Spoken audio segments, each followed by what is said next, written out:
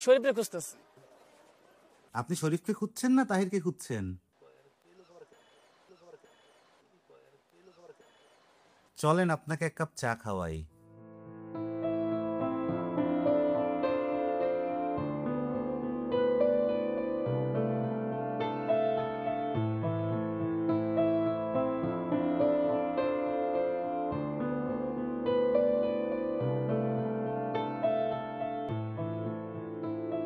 তাহির খুব ভালো ছেলে ছিল।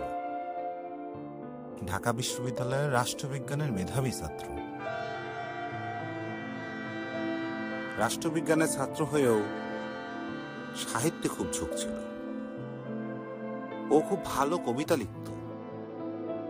মানুষের সাথে খুব সহজেই মিশে যেতে পারত। তার একজন বিশেষ পছন্দের মানুষ ছিল, নীলা। কিন্তু নীলার ফ্যামিলি তাহিরকে পছন্দ করত না। তাই তারা সিদ্ধান্ত নিল পালিয়ে যাবে। যেই কথা সেই কাজ। দিন তারিখ সব ঠিক হইল। 3 বছর আগে এক রাতে নীলা এসে অপেক্ষা করতে লাগলো বাস স্ট্যান্ডে। তাহিরের আসতে একটু দেরি হয়ে গেল। এর মধ্যে ঘটে যায় অনাকাঙ্ক্ষিত সেই ঘটনা। কিছু বখাটে ছেলে মেয়েটাকে একা পেয়ে রেপ করে, মেরেও ফেলে।